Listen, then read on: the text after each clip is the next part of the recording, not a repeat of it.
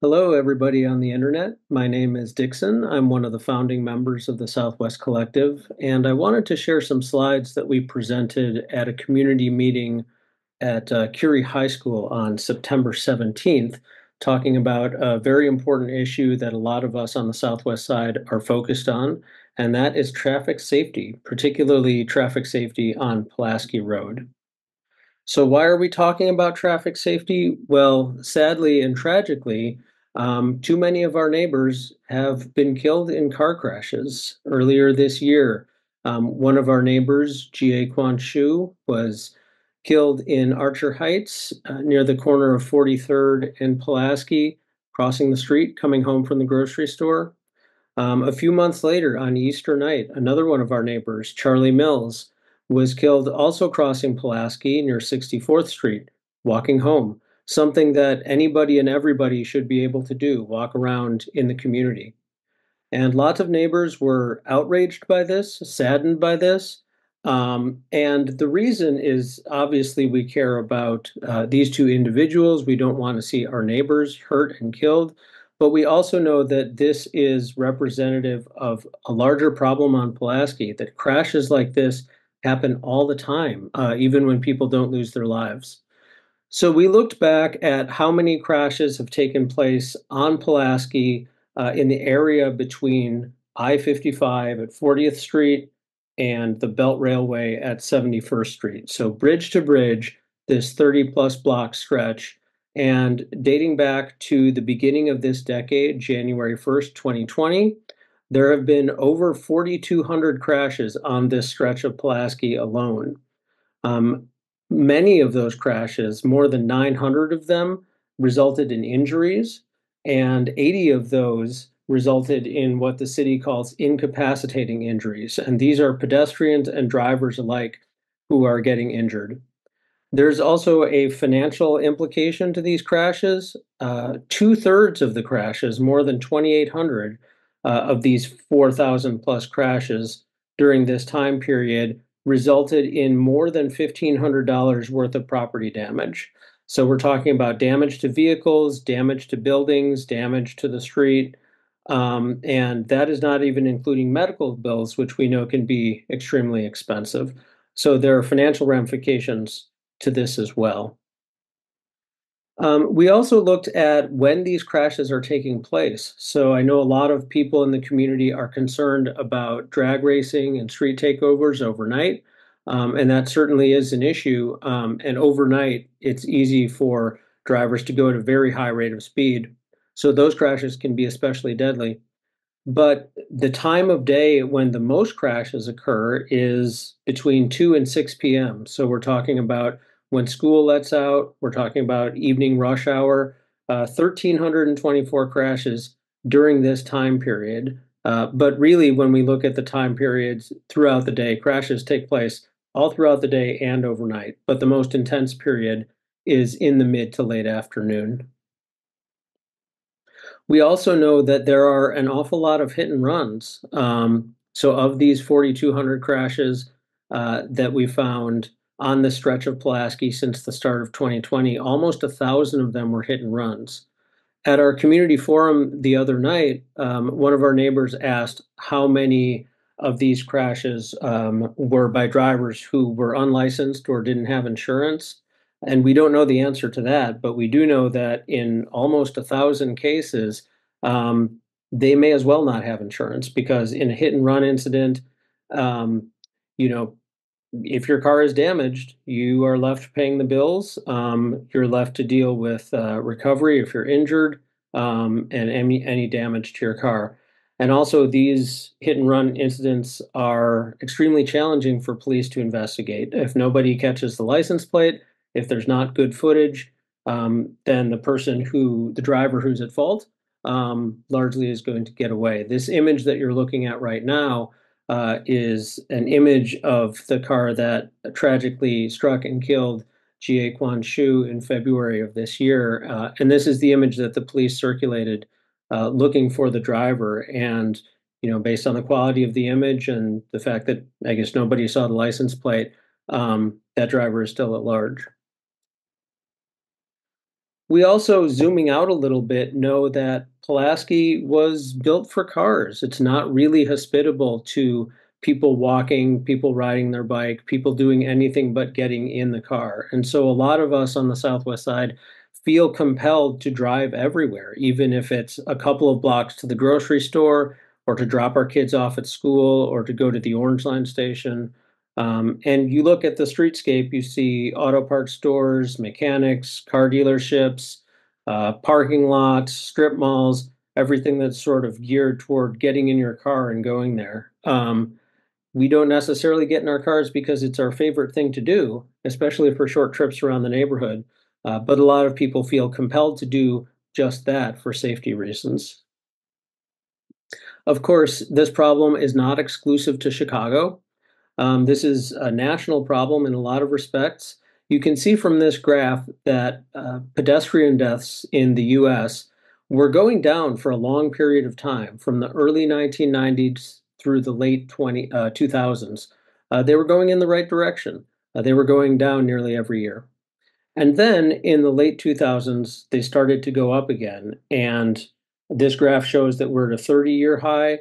The most recent data says that we have more than 7,500 deaths in 2022, pedestrian deaths across the country, and that is a 40-year high. And you might ask yourself, well, what happened in the late 2000s that caused this to start going in the wrong direction again? And well, the iPhone came out in the late 2000s. So we have a lot of distracted driving now that we didn't have before. That's not the only reason. Vehicles have gotten a lot bigger. And so it's a lot harder for drivers in those larger vehicles to see pedestrians. But whatever the reason or combination of reasons, those numbers are going up nationwide. Some of these are factors that are outside of our control, but there are a lot of things that are within our control. So, how has the community responded to this rash of crashes and these recent high profile and tragic deaths in our communities? Well, local alder people have held community meetings. Alderwoman Jeylú Gutiérrez in the 14th Ward held a community meeting in the spring of this year and also one in the fall, bringing together the Chicago Department of Transportation, people from the police department, the Department of Planning and Development. Alderman Silvana Tabares has held a community meeting this fall as well. And every single elected official in the area, we're talking aldermen, state legislators, police district council members, everybody who's an elected official in the area signed a letter to IDOT demanding that the Illinois Department of Transportation start prioritizing pedestrian and traffic safety because IDOT does control this stretch of Pulaski. And then just a few weeks ago, in September, the Chicago Department of Transportation, CDOT, unveiled some planned safety improvements. They have started to put some of these plastic bollards up that you see in this image at the bottom right. They're at locations like 43rd in Pulaski, 65th in Pulaski, 59th in Pulaski. There are more of these coming during construction season in the fall. And a lot of these will be replaced with permanent infrastructure, that is to say, concrete infrastructure, when Pulaski is resurfaced in 2025. So that's a positive development. The Southwest Collective was also active. We wanted to see what neighbors were thinking. And we teamed up with our friends at the Active Transportation Alliance, which is a great advocacy group, citywide advocacy group that hosts the Bike the Drive event each and every year. We created an online survey so people who live, who work, whose kids go to school, who are active and driving and walking and riding their bikes near Pulaski could weigh in and tell us what they thought. We also hosted a series of walks along Pulaski. So we walked the entire length from 40th to 71st Street in 8 separate walks, and we had a whole bunch of neighbors come out and give us their feedback during those walks. And what did we hear? Well, almost 500 people took our online survey, and these are people who live in the community, live on the Southwest side, sharing with us their concerns, and some areas, intersections that were needed particular attention.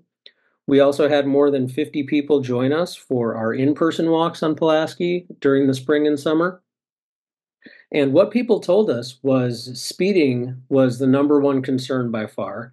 96% of respondents, virtually everybody, said speeding is a big problem on Pulaski. Some other areas of concern were truck traffic, semi-trucks in particular, but also other large vehicles causing trouble on Pulaski, and also a lot of intersections, particularly when you're crossing east-west, just don't have enough time to cross. We also learned from our in-person walks in particular, and anybody who's walked along Pulaski knows this to be true, is that a lot of cars and trucks frequently drive through the median or through the parking lane at a very high rate of speed to try to cut in front of other vehicles. So they might be stuck in traffic and they cut through the median to try to get to that left turn at the end of the block, or they cut into the parking lane if it's unoccupied, as it often is near I-55 and closer to the Belt Railway. And they cut into the parking lane to try to get to that right-hand turn up ahead, or just to try to duck in front of the cars in front of them. This is regular behavior, and particularly when people are driving that fast in the parking lane, they're coming very close to the sidewalk, and it's not a good experience for people who are on foot. We also had a couple of intersections pop up regularly in our survey as areas for concern. 47th and Pulaski has a lot of truck traffic going east to the J.B. Hunt Intermodal Facility or going west to the industrial yard. So that was a big concern. Those intersections have a lot of walkways that are pretty torn up with trucks going over them on a regular basis. We also heard that Archer Avenue is an area of concern, very close to the Orange Line and to Curie High School. Literally thousands of students coming in and out of Curie every day in the morning and the afternoon. And then obviously the Pulaski Orange Line stop is the second busiest stop on the Orange Line. So you get a lot of people on foot and also driving to the Orange Line. So that's a busy area as well, just one block south. Also, 63rd Street was an area of concern, close to another public high school, Hubbard. And 63rd Street is a very busy commercial corridor. So lots of businesses, lots of traffic. This is an area of concern for people in the neighborhood. Something else that people told us is that they don't really want to have to use their cars for every single trip, but they feel compelled to do that for safety reasons. Neighbors wanted to know, can we walk? Can we bike to school, to the grocery store, shopping, to visit friends, to go to the Orange Line station? A lot of times people get in their cars to do that now, but if it's a short trip around the neighborhood, a lot of people told us they really would like to not get in their cars for that. Be on foot, be on a bike. So how can we improve traffic safety? Well, we talked to our friends at the Active Transportation Alliance and at CDOT, and a few potential solutions popped up. Refuge islands was one of them. So we talked about cars and trucks driving through the median at a high rate of speed. And one of the reasons that is because for most of Pulaski, there's nothing in the median. There's one small pedestrian island at 60th Street. Some things have gone up since we did our walks in the spring and summer, some temporary infrastructure, those plastic bollards I was mentioning earlier. But in terms of permanent infrastructure, there's that one tiny pedestrian island. And so Pulaski ends up being a magnet for people who want to drag race, but also people have the option, if they want to take advantage of it, of just driving through the median, and they do that at all times of day. So a refuge island in the middle at multiple intersections would make it impossible for cars and trucks to drive through the median. Bump outs are basically extending the sidewalk at an intersection, and that would make it impossible for cars and trucks to drive through the parking lane, which they often do. And bus bulbs would also extend the sidewalk at a bus stop, allow the bus to take passengers and let passengers off and not have to weave in and out of traffic at bus stops, which can also cause some erratic behavior among cars and among buses and sort of a big mess. So our friends at the CTA alerted us to bus bulbs as an option as well for improving traffic safety. Speaking of the CTA, we feel like improving public transportation is a big part of improving traffic safety. Frequent, reliable public transportation is part of encouraging people to not take their cars for every single trip, right? If it's a short trip, um, we want to be able to get on the bus for that. We want to be able to get on the train for that. We know bus service has taken a hit during the pandemic, and we want to make sure that it's as robust as possible. So our southwest side neighborhoods are connected to the rest of the city, that we're connected to each other, and that we can alleviate some of that traffic that can clog our streets, and people can take buses for short trips. So what about enforcement? We heard from people that obviously we do have traffic laws, and for a lot of these crashes, for any crash really, those traffic laws are being broken. So how can we enforce more effectively? There is one speed camera on this stretch of Pulaski, and that is just across the street from Curie High School between Archer and 51st Street. There's another corresponding one just north of 51st Street. Um, and so some people have suggested that we should add additional speed cameras and red light cameras. Our feeling is that if any of those do go in, that we ought to monitor them and see how they're performing. So one concern that we had is we look at this heat map of crashes all the way to the right, and you can see that the yellow areas are the hottest, and basically there's crashes throughout this stretch south of 51st Street. But the hottest area on the map is immediately south of 51st Street, and that is right when the one existing speed camera on Pulaski ends. So if you've ever driven on this stretch, you know that it is effective. It does work. Cars do slow down between Archer and 51st Street. And then, all too frequently, as soon as they get out of range of the speed camera, they speed right back up again. And we see a lot of crashes as a result. Um, if speed cameras are going to be present or red light cameras are going to be present, we should monitor those to see how many tickets they're issuing. Because if they're issuing more tickets year over year or the same number of tickets, then they're not doing the job that they should be doing in terms of slowing traffic down, reducing speeds, and increasing safety. So those are some immediate things that we can do. Refuge islands, bump outs, bus bulbs, increased public transportation. But what about the long term? One thing we might consider is tree planters in the median. We talked about refuge islands, but this is an even more robust piece of infrastructure that we could put in the medians on Pulaski. Again, the medians on Pulaski are pretty much unused. This is a picture from 79th Street, just east of Pulaski. And in addition to looking nice, these tree planters have some real utility as well. So they would slow down traffic. They would make it impossible, I should say, for cars to speed through the median, which they shouldn't be doing. But they would also improve air quality on the southwest side, and we could use that. This is a heavily industrial area of the city. They would help to cool the neighborhood, and the southwest side is one of the hottest areas of the city. And as our summers get hotter, there's a real benefit to having additional tree canopy, additional tree coverage on the southwest side. Our area of the city is also one of the areas that has the fewest trees. So in addition to having the most industry, we have the fewest trees, and we get some bad results in terms of air quality and overheating. So tree planters on Pulaski could help to alleviate some of that. We could also look into bus rapid transit.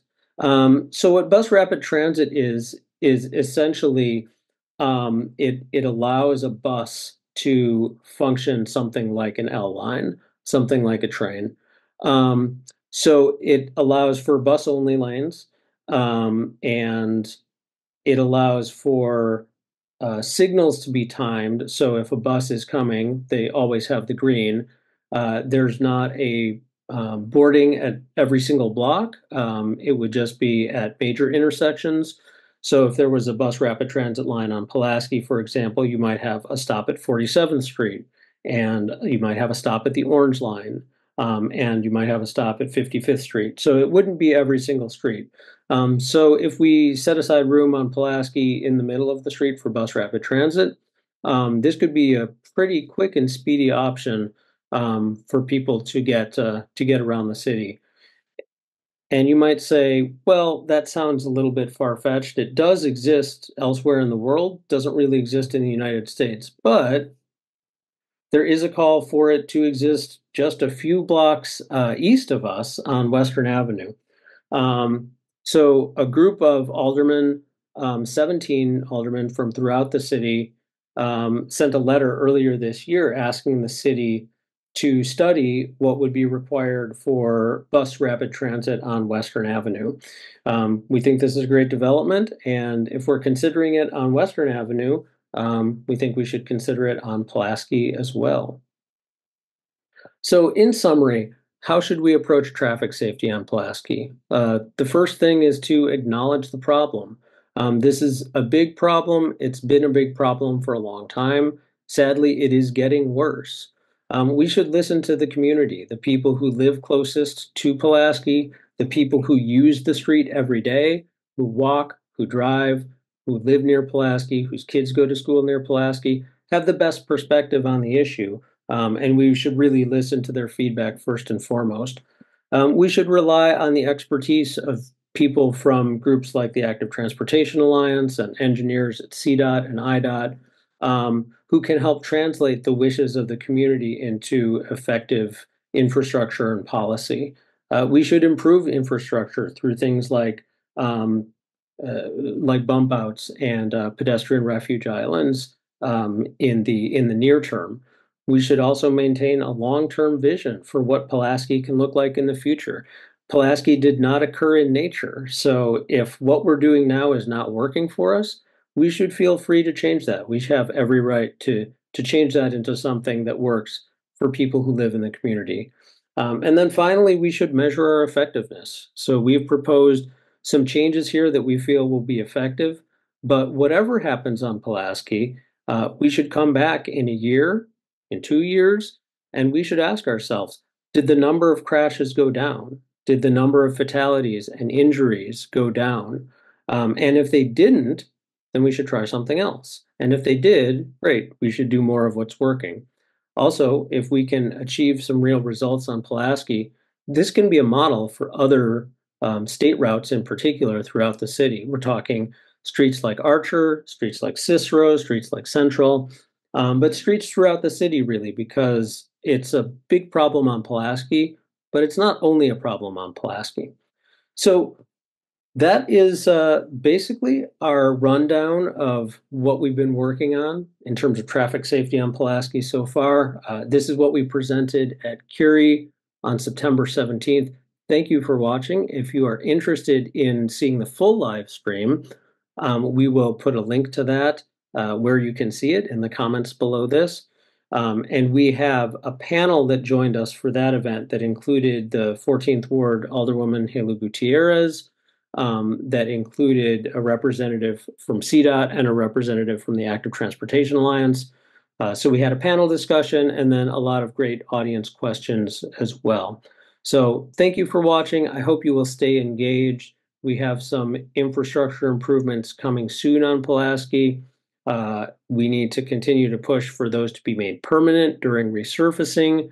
And we need to continue to stretch our imaginations to make sure that Pulaski can be a street that works for everybody, for people who drive, for people who walk, and that it can be a part of the community that we want and not a highway that goes through the middle of our residential neighborhoods and presents a real danger to too many of our neighbors. Thank you. Take care.